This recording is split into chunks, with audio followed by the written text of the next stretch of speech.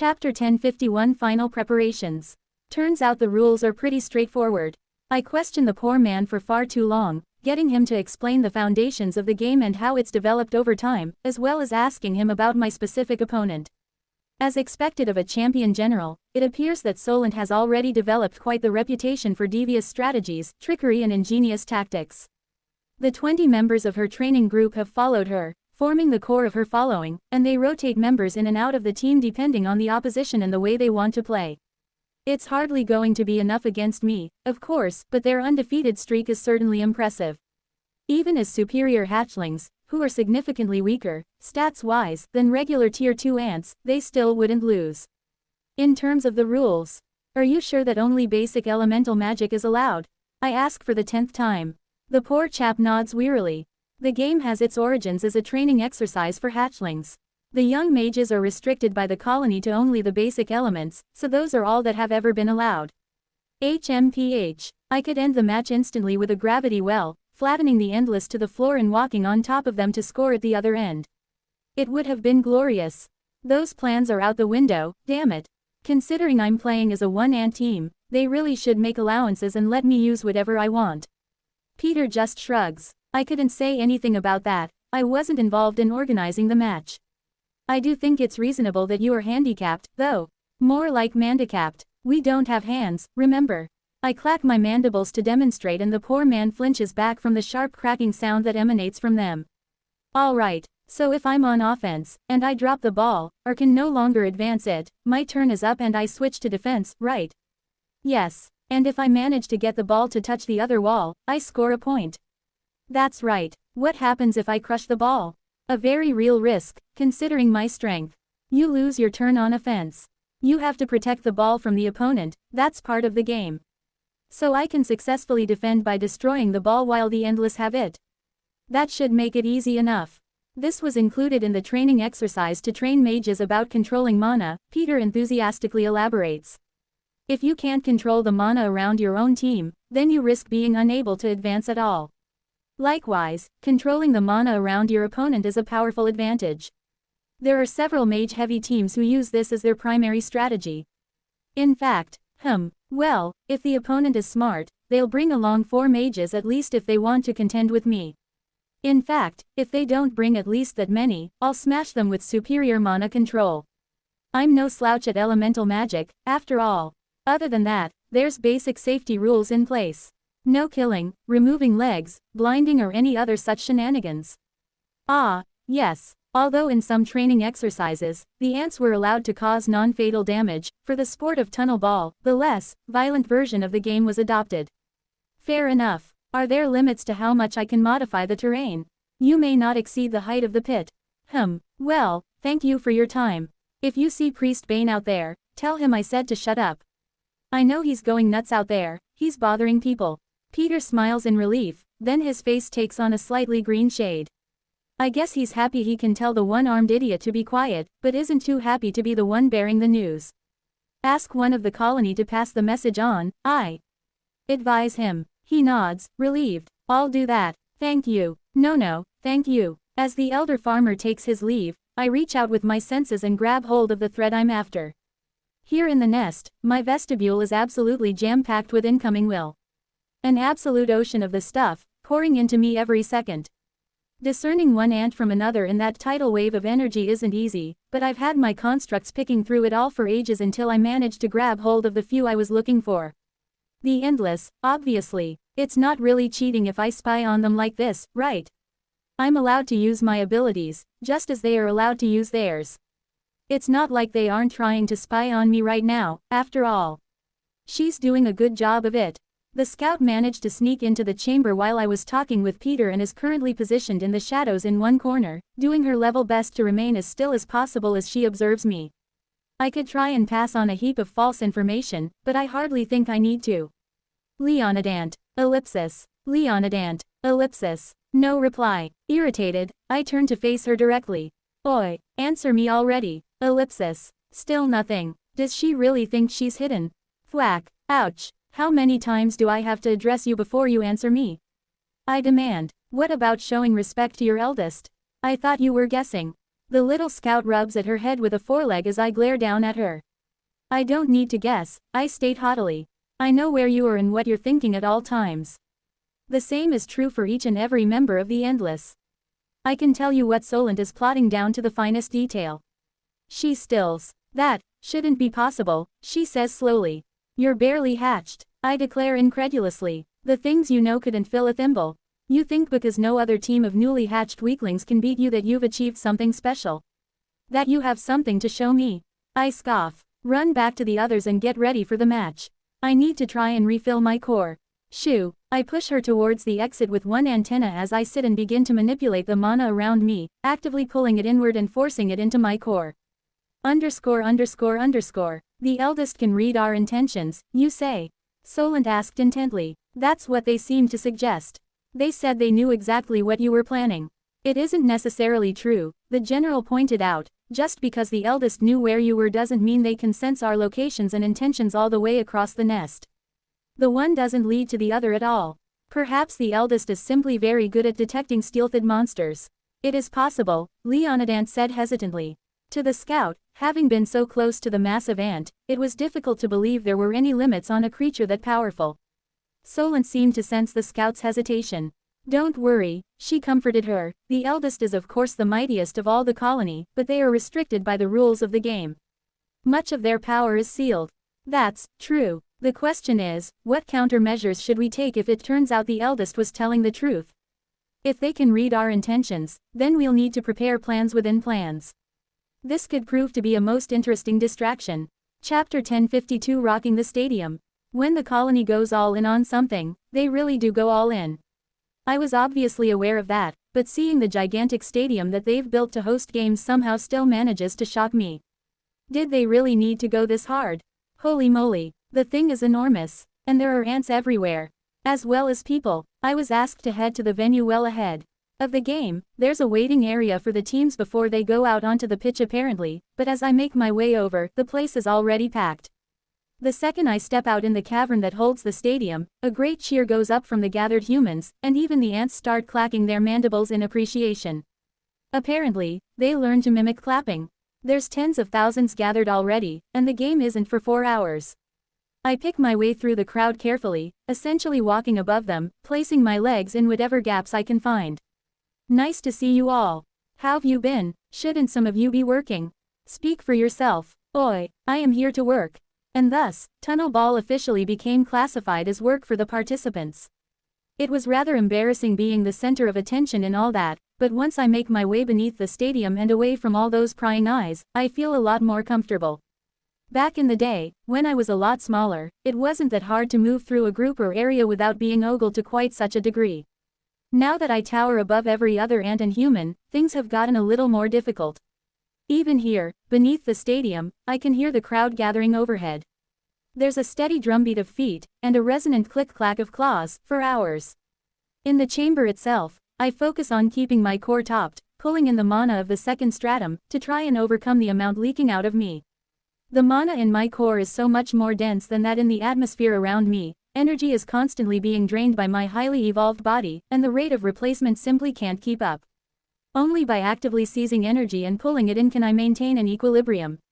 If that wasn't bad enough, I have the call, more powerful than I've ever felt it before, yanking on my spirit, demanding I go deeper down into the dungeon to meet the ancients' requirements.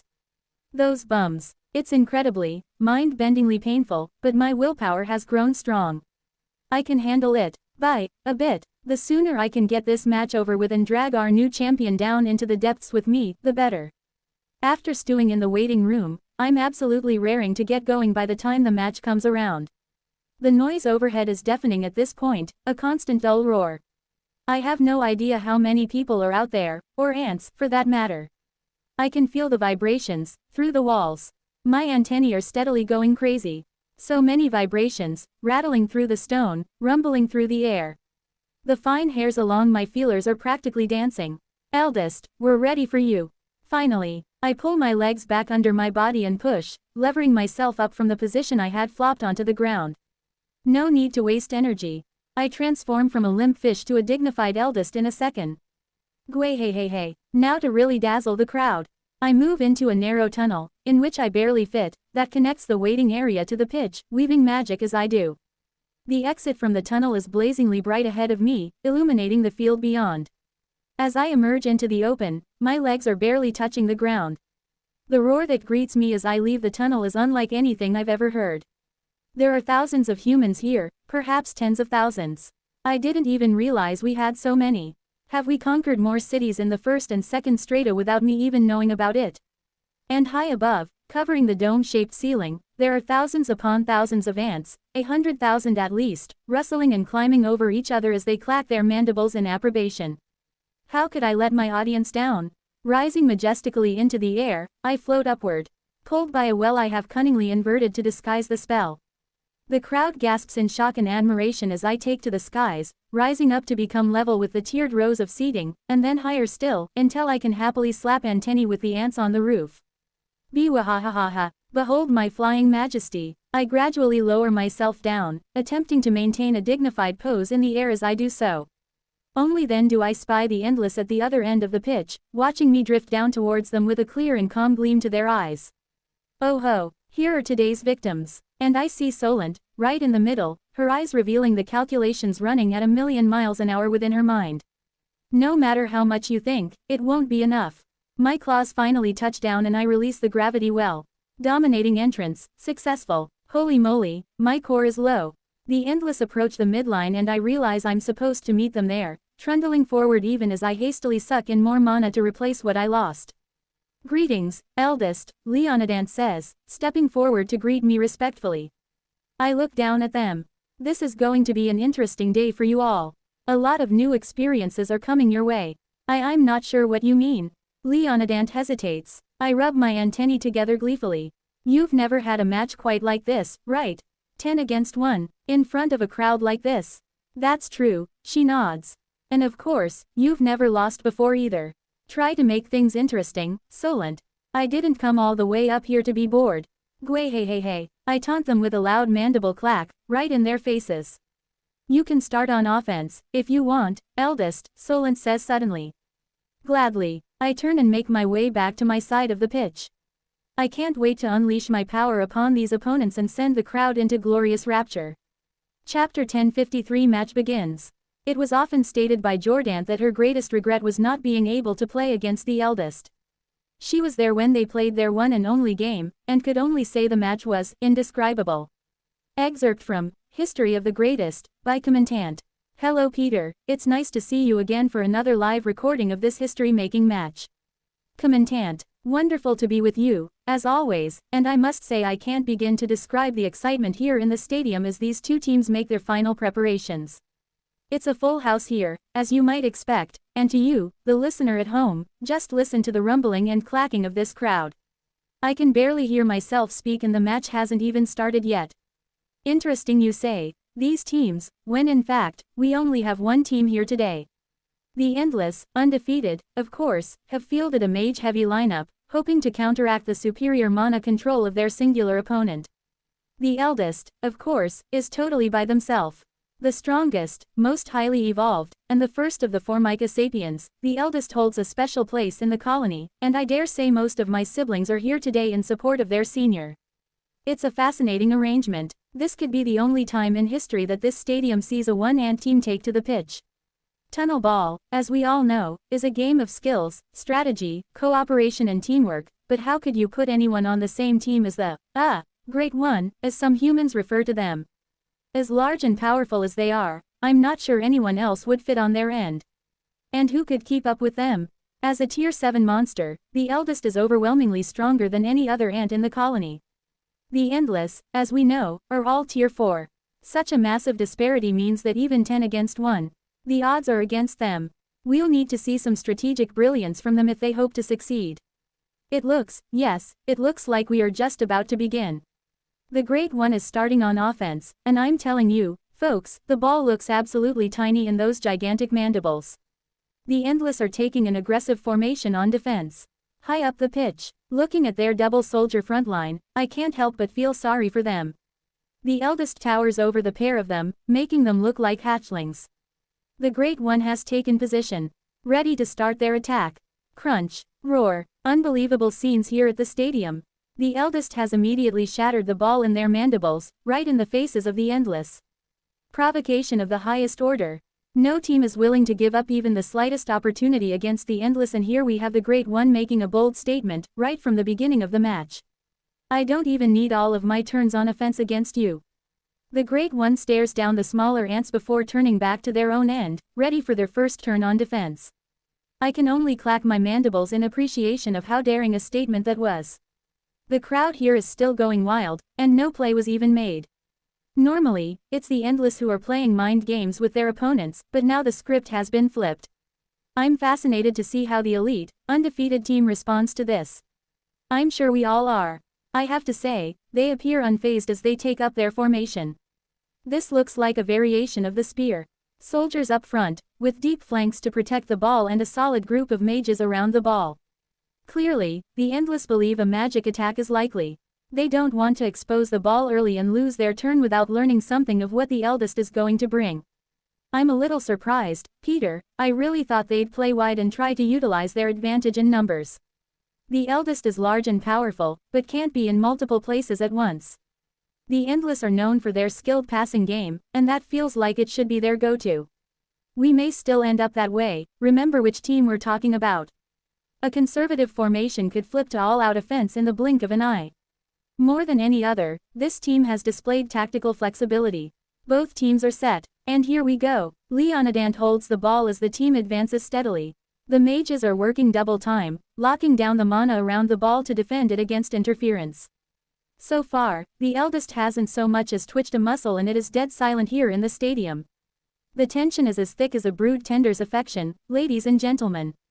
The endless approach the midpoint, and still, the eldest hasn't moved. Sudden moves. Roar. The flanks open up, and what's this? A decoy ball. I have no idea when they made one, but they did. Absolute magic. One ball flipped to the left, one to the right as the scouts and soldiers charge. It's impossible for the eldest to cover the whole field, and there are two balls. Which is the real one? Crack. I. What did I just see? Ruar. The crowd goes absolutely berserk here in the stadium. The eldest moved so quickly I swear I didn't see it. 1 second, they were standing in defense. The next, they had bowled over Washington on the right flank and had the ball in their mandibles, which they promptly shattered. We're just waiting to see. Yes, the endless have confirmed that was the correct ball and are returning to their end. Just like that, the eldest has crushed their offense in a single move. This is like something we've never seen before, Commandant. That was one of the quickest rounds I think I've ever seen, and I was there when the Blitz invented their patented ant rush. Before I could even blink my eyes, it was over. Washington still looks a little rattled, a bit unsteady on her legs, as if she's not sure what just happened. She isn't alone. Nobody in the crowd knows what happened either. We've got a tiny bit of time before the eldest has their second turn on offense. What did you think of the play from the endless? Brilliant, as always. The decoy ball was made completely out of sight and so quickly I didn't catch even a hint of it, and I'm a mage. We saw two delectable passes from the back of the formation, catching the scouts as they lunged forward at full speed. A dazzling offense that would have severely tested the best of teams. And yet, crushed in an instant. Somehow, the eldest identified the real ball, charged forward and seized it from Washington in, quite literally, the blink of an eye. With speed like that, Vibrant will be jealous. I hope she never hears this recording. The crowd is settling now. The eldest has seized the ball in their mandibles, preparing to make their play. Again, the endless seem unfazed, with the possible exception of poor Washington. They take the same formation as before, preparing to defend high up the pitch. Here we go, folks. Crack. Roar. I do not believe it. The eldest has shattered another ball. This is beginning to turn from sending a message to straight up disrespect. Tilde. This stupid ball. Why the heck is it so damn soft? Chapter 1054. Leave it on the pitch. I'd intended to score on every offense, but the damn ball is too soft. When I flex my legs and get ready to dash, my mandibles tense up and I crush the stupid thing in an instant. Isn't this supposed to be solid rock? Is there cheating involved? Has someone given me a hollow ball? Whatever. It's not like they beat me when I'm playing defense.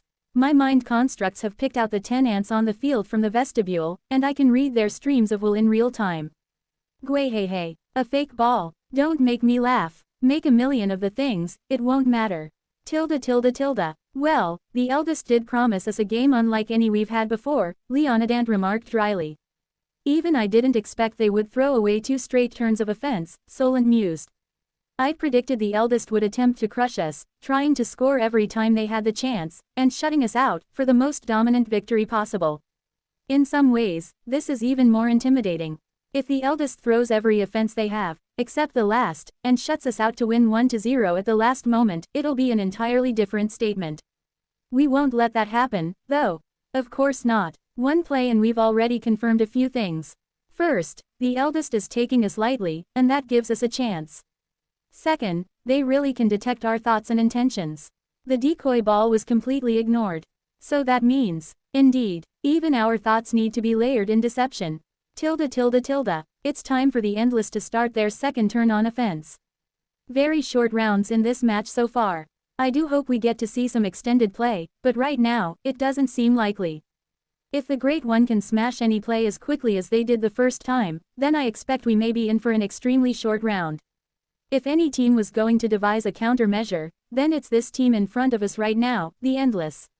I absolutely agree. As expected, they've adopted a completely different formation as they break out of the huddle. There's never been a team to change up their approach as much as this one. It'd almost be stranger if we saw them go with the spear once again. I wouldn't be surprised if we saw a different look from this team in every one of the 10 rounds. Solent is positioned close to the front and center, mages tighten behind with soldiers anchoring the formation and scouts out wide.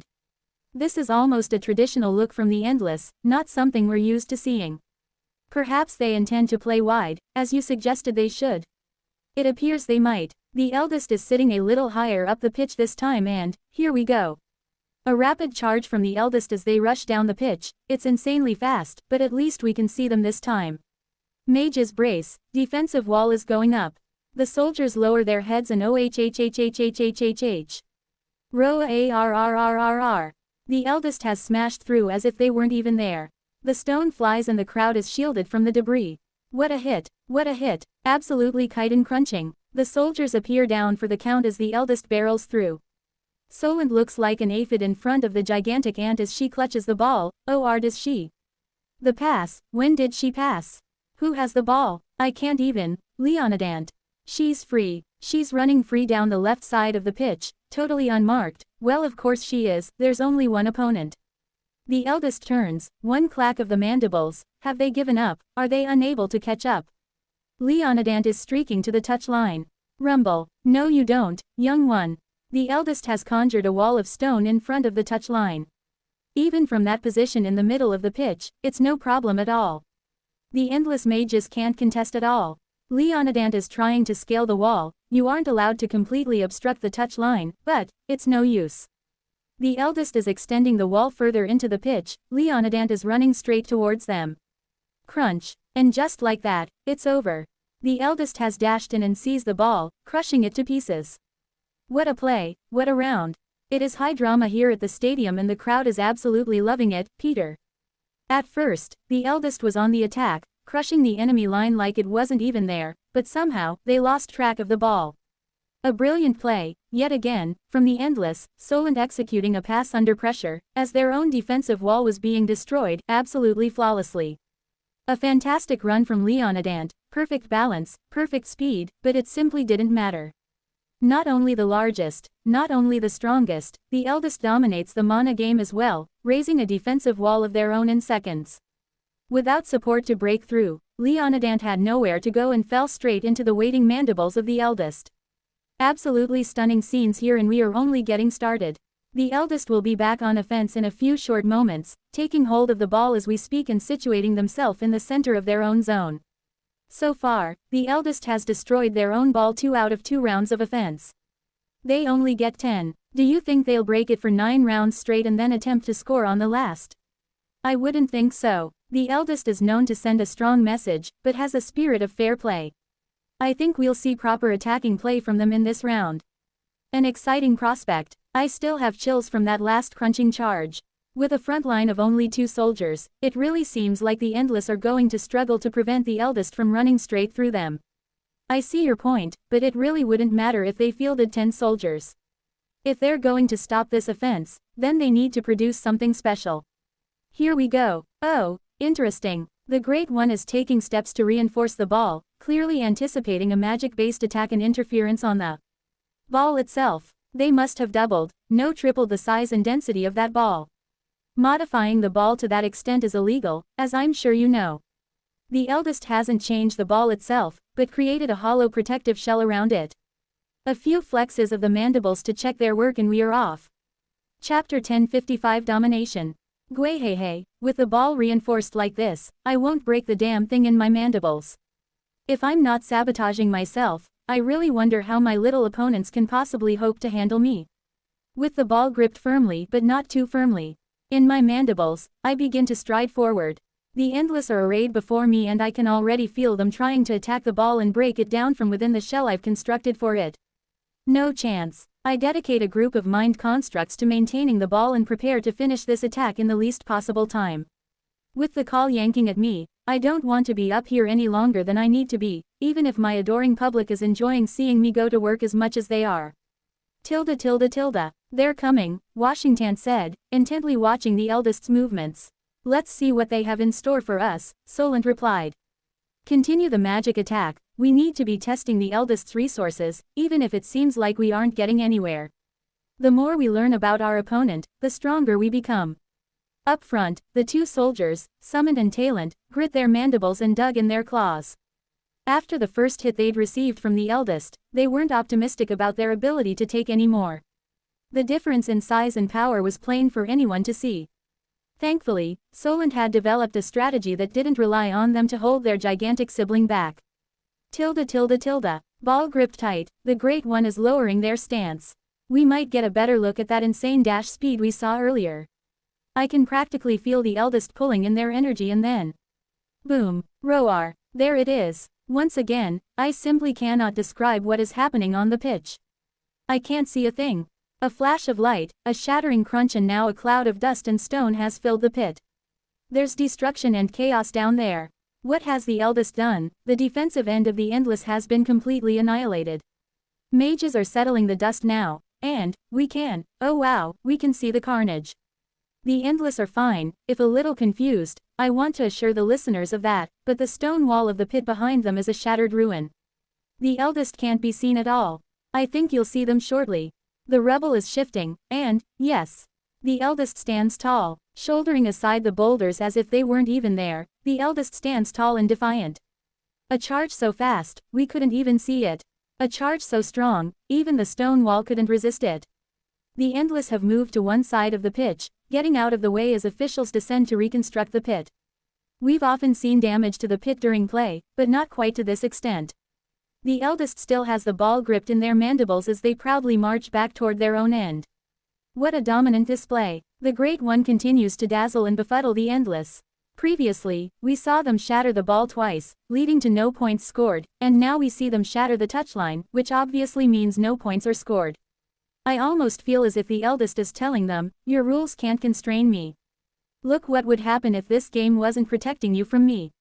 I wonder how many rounds the eldest is going to persist with this strategy, refusing to score even though they obviously could. Will this be successful in rattling the mental solidarity of the Endless? They're an indomitable team, but they've never been on the pitch with an opponent like this one. Tilde tilde tilde. I'm not sure if I can block a charge I can't even see, Summon said dryly. There was never any hope of us being able to pin down the eldest anyway, Solent waved off her concerns. The real question, Washington wondered, is when the eldest is going to start to score, because it seems like we don't have any way to stop them. Not yet, Solent corrected her. We still have cards to play. Besides, our best hope in this game was always going to be finding a way to score. Let's focus on that. Tilde tilde tilde. I wonder how they like those apples. An altar-infused charge, smashing through 5 meters of solid reinforced rock. It wasn't easy to spot a path through them, so I didn't end up hurting anyone, but those little ants must be shaking in their boots after seeing something like that. Hey, let's take a look at that scoreboard. Ellipsis dot. What? Where's my point? Tilde tilde tilde. The Endless are forming up once again, and just look at the intimidating sight in front of them. The Great One is pacing back and forth, antennae flicking and waving dangerously. I wouldn't want to be trying to advance into that. It certainly seems like the eldest is done mucking around. They are ready to play and I can't help but feel sorry for the opposition. The repairs are complete and I'm told the eldest has received an official warning for excessive damage to the pit, so we are ready to go. Solent in possession of the ball, the Endless advance, what's the play? How are they going to attack this time? And how is the eldest going to defend? The Great One advances. Rapid passing from the Endless. The ball is flicking between them so seamlessly, I can't believe my eyes. An amazing feat of skill unlike anything we've seen before. And the counter. It's the eldest conjuring something, a storm. A powerful wind has descended and the Endless are holding on. Or are they? No. Roar. They are not. The team goes flying and so does the ball. I don't care how fast you can move that ball, you can't outrun the wind. The eldest has thrown down the gauntlet. Defend yourself against my magic or you'll never see this side of the midline again. Chapter 1056 Back and Forth. Gwahehe. With my superior magic, I don't even need to worry about chasing my opponents down. If I can keep them in their defensive half without even moving, then that seems like it would be the logical way to play. I wonder if there's a way for them to deal with it. I wouldn't think so, given my higher ranked skills and mind constructs. These young ants will gain those things in time, but for now, I hold the advantage of being older. I've had more time to work on this stuff. I wonder if I can use my magic on the offense as well. Tilde. That's going to cause a few problems, Leonidant remarked as the Endless pick themselves back up. I quite agree. The eldest overwhelms us in both magic and physical ability. Then why do you seem so excited? Let's just say I'm happy this match is living up to my expectations. Tilde. The eldest has certainly displayed their magical prowess and I'm certain the Endless must be at least a little shaken by that. They've brought a mage-heavy team here today and it doesn't seem to be helping them at all. At Tier 7, the eldest has a huge advantage that doesn't seem to be offset by being outnumbered at all. 1 versus 10, and they are crushing this game. I have to admit, I'm a little awed by what we've seen in this match so far. You may be a little more experienced with powerful monsters, but I've never seen what a creature as highly evolved as the Great One can do. It certainly is impressive. Speaking of which, I believe we may be just about to see the eldest begin their next defense. Will we see another of those unstoppable charges? Or something different? The Great One appears to be utilizing their magic.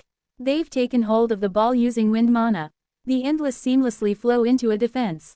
Walls are going up, they've conjured a wind barrier of their own. Looks like a meeting of the minds here today. What exactly is the eldest going to do? They hold the ball aloft, teasing, taunting as it drifts left and right. Wait a second. Boom. Roar. Oh, wow, what did we just witness? A lightning bolt. The eldest has used their magic to catapult the ball directly through the defenses of the Endless. The wall has crumbled, the wind dispersed and the ball has been buried 2 meters into the touchline. Still, the Great One continues to show their opponents the difference in power, and the Endless are absolutely helpless to prevent the ball from going wherever their opponent wants it to go. No score of course, you have to be physically in contact with the ball for the touch to count, but the message continues to be sent. We switch to the Endless now, who prepare to make their next offensive play. It's a daunting task ahead of them. If the eldest simply repeats what they did a moment before, how can they be expected to get through? And, yes indeed, the moment play resumes, the eldest has once again conjured a mighty wind, daring the opposition to advance into that gale. What a storm! If that wind there was any stronger, it'd start to chip away at the rock. The Endless appear more prepared for it this time. They've formed a windbreak and are reinforcing it with all they have as the team huddles in shelter. Grouped up like this, they are completely vulnerable to a charge from the eldest, but they don't appear inclined to move. Instead, they stand astride their defensive end like a colossus. What on Pangara are the Endless going to do in this situation? They have to progress the ball somehow, otherwise they'll be timed out. There is movement down there, I can see them shifting, and, knowing this team, there is definitely some thought or strategy at play down there.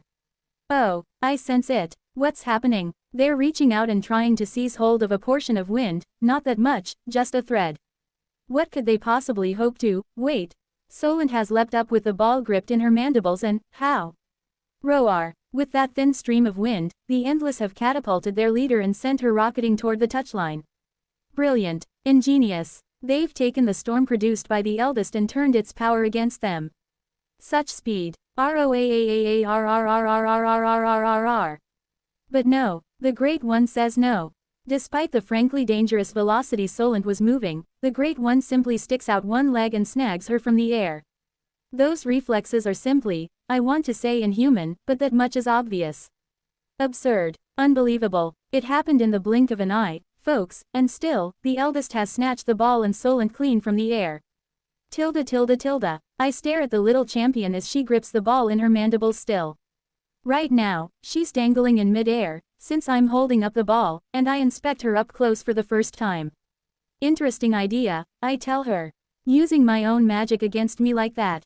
Clever little thing. Since they can't match my strength, they tried to find a way they could turn my own against me. Not quite interesting enough, she replies. Are you going to put me down? Chomp. Crack. I shatter the ball with a casual chomp and Solent drops down to the ground, where I loom over her to a ridiculous degree. Even for a general, she's quite small, which leads me to believe her evolutionary energy has been poured into her brain, and perhaps specialized organs that help with tactics, or perhaps battlefield vision. You've got a lesson to learn here, Solent, so I hope you're paying attention. What lesson is that, eldest? She asks innocently. I clack my mandibles in disapproval and she ducks her head slightly. As if I don't know that giving her information helps her side. I bring my head down closer. In the face of overwhelming power, tricks are useless. You can delay, you can nibble at their strength, you can fight on the run, lay traps, do the unexpected, but eventually, there is nowhere to go, no more tricks to pull, and it's over. Is that why you refuse to score? You want to push us into a corner with the score at 0-0 to see what we will do. Wait, what do you mean no score? I glance up at the scoreboard and sure enough, nothing. Damn it, just how many rules did that idiot forget to tell me? Although, I probably should have asked more questions. You're the smart one, I poke her with an antenna longer than her entire body. You figure it out. Chapter 1057 The Presence of the Eldest. I'm hearing from my sources on the dome that my siblings are absolutely riveted by what they've seen so far. I'm not one of your siblings, but I'm definitely in that camp. I've never seen anything like this. The colony will welcome you as a sister in spirit, Peter. You're very kind. For the majority of us, myself included, we've never seen the eldest in person, or if we have, we've never seen them fight. There aren't many still in the second stratum who were present in the fight against Garalosh, for example. And back then, the eldest was only tier 5. For us, it's especially thrilling to see our oldest and strongest member in action. There are many clacking their mandibles up there in pride and appreciation seeing just how far the family has come. Well, we are just about to reach halftime, so the biomass, tea and biscuits are soon going to hit the field and there'll be a chance to really dig into what the crowd here today is thinking. I'm so pleased that the crew up on the dome are appreciating this match just as much as I am. Despite it being so short, a record pace, there's no doubt about it. With teams this unbalanced, it doesn't suit either side to take things slow and try to grind it out. The eldest can push the ball whenever they want on offense, and the endless can't afford to play slow against such an overwhelming opponent. Well, the Great One is attacking again and the story of this game so far has been the refusal to score, despite being able to. Is the eldest of the colony going to continue to give up chances to score, or are they going to start putting points on the board? That is indeed the question. And here we go. The eldest is once again protecting the ball from outside interference, surrounding it in a hard, protective shell. A change in behavior from the endless, though. They are charging across the field, unwilling to wait for their opponent to prepare the ball. Summon and Talent lead the way as they dash up the pitch. A very aggressive formation. Any reaction from the eldest? Not so much, they continue to focus on the ball. Will they be able to? The soldiers advance, bracing themselves for the collision. Ruar, a huge hit from the two soldiers, and a sneaky, underhanded strategy. They've both gone for the same leg, trying to bring down the much larger ant. Usually a tactic that's looked down on, given the weakness of our legs, but the eldest stands firm. In fact, they didn't even budge. Here comes the rest of the team. Scouts on the flanks, Leonidant dashing low, going under the eldest, and hitting another leg. The mages group together, earth magic taking shape. Another strike. They deliver a spire of rock directly into the rear left leg of the Great One, WHO still won't budge. With 10 ants, the entire team of the Endless trying to knock them down, the eldest stands strong. No, they move forward. With slow and steady steps, the eldest continues to advance. One leg, then the next. The Endless are powerless to stop this implacable momentum as the Great One literally drags them across the field. This isn't a good look for the Endless. Are they running out of tactics? A direct confrontation of strength was only going to end one way. Oh ho, what's this? The eldest steps forward and the ground gives way. A pitfall trap. When did they create that? I have no idea. A brilliant play. Totally unexpected, but the effect is negligible at best. Barely off balance, the Great One continues to walk forward, dragging the opposition behind. I have to admit, I'd underestimated the Endless there for a moment. They never run out of new plays and will keep trying right to the end of the match. What have they got up their carapace to stop this steady advance? Surely something. Another trap, but no effect. The eldest is just brushing them off now, not surprised in the slightest. The Endless seem to be repositioning, not that it's having much effect. Another trap. Is this the biggest yet? And they push. Roar. In a brilliant move, the Endless reform in one clack of the mandibles and they unite to push the eldest down. A focused, unified push of earth magic. Soldiers and scouts try to topple this enormous foe. Is it working? Is the eldest teetering? No, not in the slightest. What was that dramatic pause? Is the eldest just toying with them?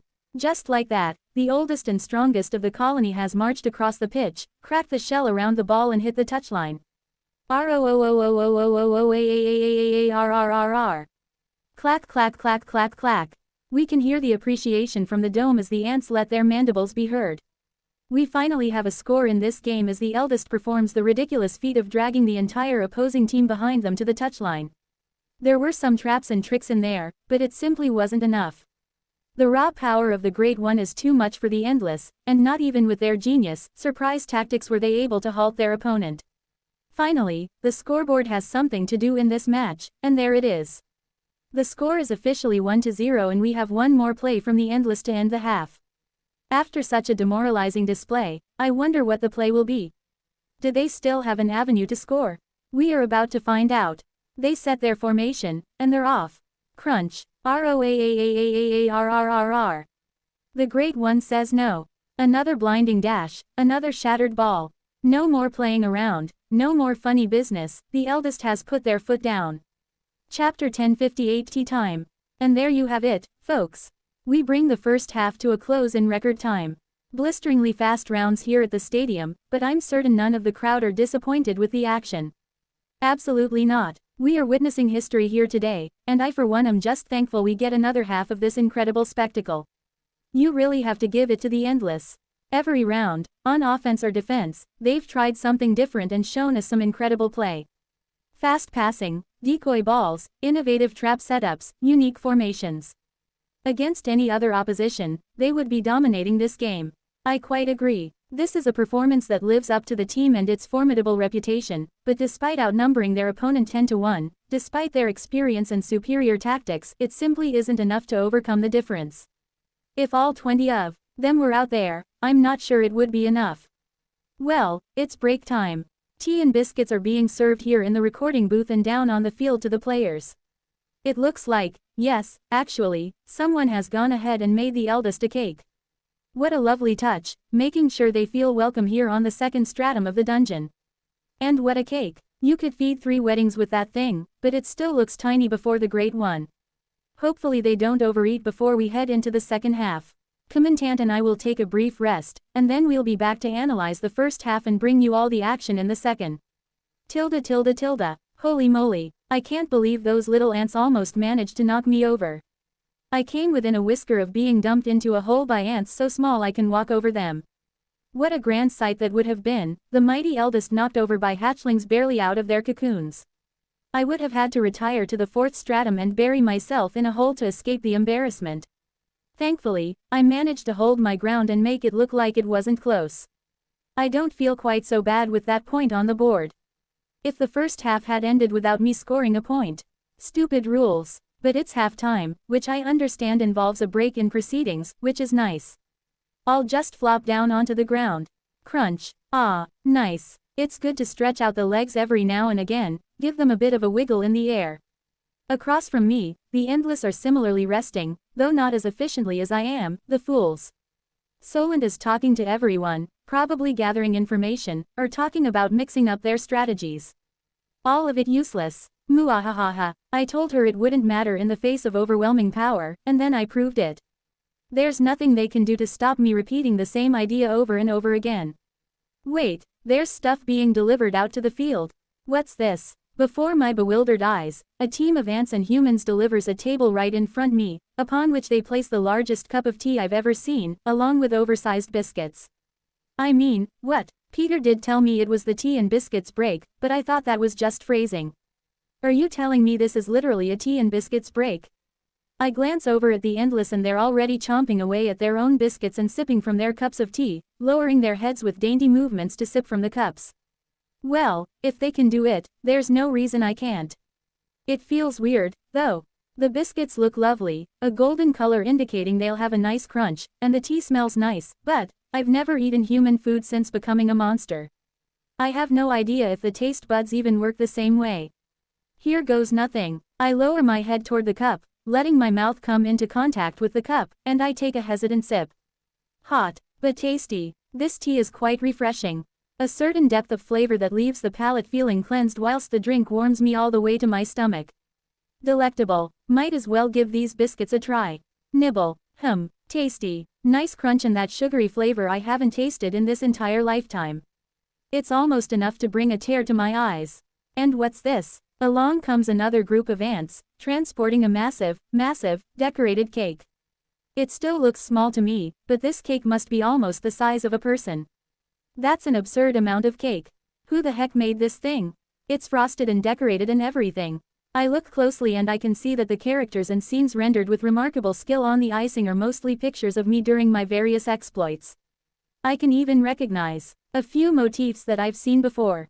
Michelangelant, you fiend, not satisfied with plastering my face on every bit of flat rock you can get your mandibles on, now you've started on cake decorating.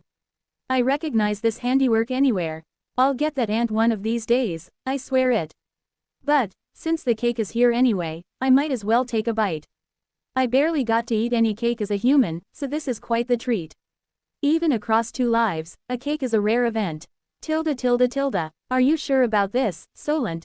Leonidant asked, looking at the eldest. This doesn't seem right. I agree, the general said. Attempting to inhibit the eldest's performance through underhanded means is completely against the spirit of the game, as well as being morally wrong, in my opinion. Then why are we feeding the eldest this cake thing? For victory, the small ant said, her eyes burning with a furious intensity.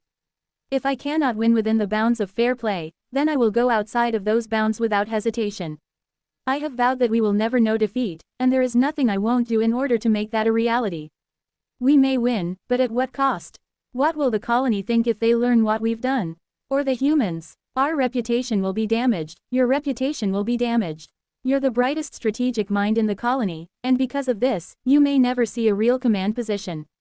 Solon turned to her loyal scout. You misunderstand me. I don't care about reputation, I don't care about what I may accomplish in the future. I care about victory. Cost is irrelevant. Other concerns are irrelevant. You too. What is it, Summant? Leonidant sighed. The eldest sent us half of the cake. Solent slowly turned and saw the giant ant at the other side of the pitch wave a friendly antenna at them as they happily munched on half of the enormous cake. The other half was right next to them. Do you think they read our minds and realized what we were doing? It's possible, Solent muttered, staring at the eldest. But for some reason, I don't think so. She'd been careful to almost never think of this plan, and she had never mentioned it to the others. The eldest was probably just sharing. So, what do we do? Summant asked. We can't not eat it, right? Solent thought furiously. Damn it, she muttered. Chapter 1059 Treachery and the Price That Must Be Paid. My hope gleams in the darkness, a diamond shining in the night. My hope is a builder, a shifter of earth and stone. My hope is a seer, who glimpses that which is yet to come. My hope is a speaker, their words know no boundaries. My hope defends, protects and shields, a barrier between the light and the dark. My hope bears the weight of the world upon their carapace, and controls that weight. My hope sleeps, but will rise again in glory. Excerpt from Prayers of the Faithful. That cake, seriously delicious. I'm pleasantly surprised by how nice it tasted, to be honest. I don't know what I expected, whether my monstrous body would just reject tasty things, or if I lack the ability to taste sweet. There's been a distinct lack of it in my food thus far, I have to say. It truly is shocking just how quickly you adjust to things. When I started out, the idea of eating biomass was almost unbearably disgusting. Monster remains are not pleasant to eat, or look at, or smell, or generally be around in any capacity. After a while, though, it's just what you eat, so you get used to it and move on. Now, I've learned that, apparently, the colony has a thriving baking industry. Not to mention this delicious tea. All around the stadium, there are humans enjoying a cup and munching happily on a bicky. Even more shocking, the ants above me on the dome are also enjoying a tea break. It's a little more difficult to manage, since they're upside down, but somehow they've managed it, deploying some sort of pulley system to maneuver the beverages and snacks across the roof. Holy moly, to supply this entire stadium with baked goods and tea, just how many ants are dedicating themselves to the production of tea leaves and sugary treats? Should I be surprised, though? Even on Earth, ants love sugar. In fact, there's really only two things you need to feed an ant colony: protein, for the grubs and the queens, and sugar water, for hydration and energy. When I could afford it, I'd give my own pet nest a treat and let them have honey. I haven't thought of that colony in a long time. I hope they're doing all right. Right now, I have another colony to take care of. Even better, I'm in it. When is this game going to start again? And when are the Endless going to dig into their cake? Right now, they appear to be standing around it awkwardly. Are they lactose intolerant? I hope not. I sent them that half as a gesture of goodwill, but I may have offended them by neglecting their dietary requirements. Claws crossed that isn't the case. In fact, even if they can't eat it, they may feel forced to since it was me that sent it over. That would be a disaster. I'd better check what's going on over there, that way, I can gracefully head over and take the cake back, sparing them from an embarrassing public episode. Let me see. Interesting, to say the least. A devious stratagem, an underhanded method. I've been compromised, poisoned, and bamboozled. They tricked me with a tainted cake. I would never have expected a member of my family to break the rules looking for a way to win. I wouldn't say that the colony is honorable, per se, it's more like they don't think in such roundabout ways, they behave honorably almost by accident.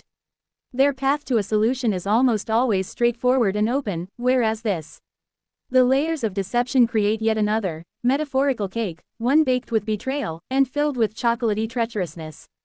I don't actually feel any different, though, so either this poison hasn't taken effect yet or I'm simply too huge for it to do anything. Regardless, the kid gloves are certainly off. If they want to break the rules, then I'm more than happy to oblige. Time for the eldest to teach a lesson. The eldest knows now, Solent stated. Are you sure? Leonidant asked. The general stared at the giant standing across the pitch from them. She could almost feel the seething energy boiling off that frame. Yes, I'm sure. And we are back, ready for the second half to start. The stadium is absolutely buzzing with anticipation and I simply can't wait. We had such a dramatic finish to the first half, and although I can't quite bring myself to believe it, we may be about to see the Endless lose for the first time ever. That's the story, but I really don't think many people will blame them, considering who they're up against. It almost seems impossible that the eldest would lose from this point, but if there is one team that I expect to surprise me, then it's this one. So true. The eldest is on offense again and I can't wait to see what they do.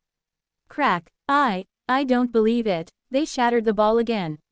Clack, clack, clack, clack. The eldest is slamming their mandibles together with such power the noise is reverberating through the entire stadium.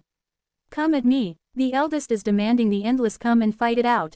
Chapter 1060 Authority of the Great One. Well, that's a little intimidating, Summit remarked as she stared at the eldest across the pitch, slamming those enormous mandibles together. We can't afford to let the eldest affect our spirit, Leonidant urged them. Easy for you to say, you aren't likely to get chomped, the big soldier pointed out. The eldest won't bite any of us, Solent said with confidence. How are you so sure? Summit asked. Because if they did, any of us would be instantly killed. So what are they going to do? I think, they may decide that we have broken the rules, and now, they can as well. The Great One is demanding action from the Endless, and now they are about to get it. The Endless are setting their formation, and we are about to see them attempt to achieve the seemingly impossible, to score against this overwhelming and dominant opponent that is staring them down across the pitch. Exactly. The more the rounds go past, the less likely it seems, but here we go. The Endless take possession of the ball and they are off. Or are they? There's a distinct lack of movement down there on the pitch from what I can see. In fact, are the Endless lying down? Strange, almost bizarre scenes here at the stadium. Is this a new strategy from the depths of the Endless playbook? Or, wait, I'm sensing something. Look closely down there, they're sinking. Yes, it appears as if the Endless are sinking into the pitch. The crowd is bewildered here, unsure what's going on, but it seems as if the eldest is manipulating the stone directly under their claws and dragging them down. This is unusual, to say the least. To execute this kind of magic, normally, it would be impossible to trap your targets without them moving away from the ground you were manipulating. Somehow, the eldest was able to do it with such speed and control that the moment the round started, they were already trapped. If you'd told me before the round that this could be done practically on the pitch, I'd have called you mistaken. Rooted in place, the Endless are completely incapable of advancing the ball. All we are waiting for is the referee call, and there it is. Rrrrrr. They may not understand it, but the crowd is excited to see the eldest continue to dominate this match. An incredible display of mana control. Somehow the eldest was able to take hold of the Endless before they were able to lift a leg from the ground. It's difficult for me to explain just how hard it is to achieve this. The speed and precision required are on a whole other level from normal magic. I'll have to take your word for it. I have to say, seeing the team that has terrorized the league recently locked down and unable to make a play at all is a little bewildering, to say the least. It's unlike anything we've ever seen before, that's for sure. A part of me wonders how they're going to counter this approach from the eldest, but I'm not sure that they can. Perhaps, without the element of surprise, they won't be caught in the same manner. I'm not aware of how the eldest was able to snare them so fast, but I can't bring myself to think they can do it so fast that it can't be reacted to. For their sake, and for the sake of exciting tunnel ball, I hope so as well. We are lining up now for the eldest's next offensive possession, and what do you think we are expecting here? That entirely depends on the eldest's mood. If they're satisfied with the beatdown they just put on the opposition, we may see regular play. If not, crunch, ruarrrrr. Then they may just pass the ball back to the Endless so they can smash them again. And that's exactly what's happened. Chomp, chomp, chomp, chomp. Again, the Great One taunts the opposition. What sort of lesson will the strongest ant in the colony deal to this young group of opponents? It's easy to forget just how young they are, given their incredible, flawless record here in the stadium, but the eldest doesn't appear to care one whit for any of that. So you've defeated a string of hatchlings. What's that to me? This is how it is in the deep dungeon, and you little ones need to learn. And the next stage of that lesson is about to begin. Once again, rapid-fire rounds here at the stadium, and we are on track for the shortest match in the history of the sport. An unconventional match in every way, ladies, gentlemen and gentleans. The Endless take up their formation, Solent holding the ball, but they seem a little hesitant, very unlike this team to act in this manner. Absolutely. Nevertheless, they set themselves. It's a wide look this time, and I can already tell they are a little jumpy, not wanting to be caught again. I expect them to jump out the second the round starts. And there we go. Right you are. Once again, the Endless have leapt from their starting positions, but they're looking a little sluggish out the gate. Are their legs being held down despite the fast movement? And the eldest, what's the play? A colossal amount of mana is being manipulated here, and we are about to see, yes, it's a wave. A humongous wave has erupted just in front of the eldest and it is raging across the pitch. Can the Endless summon any possible response? Their movements are uncharacteristically slow, and the mages are struggling to form a barrier of earth. It's no use. Ruarrrrr. The Endless are swept away by the tide that crashes into the touchline and sprays out over half the crowd. They don't seem to mind, though, too excited by this incredible spectacle. The Endless are huddled together, floating on the top of the now filled pitch, but the eldest is very generously using their own energy to disperse the water, so we should be back to normal, dry conditions in no time.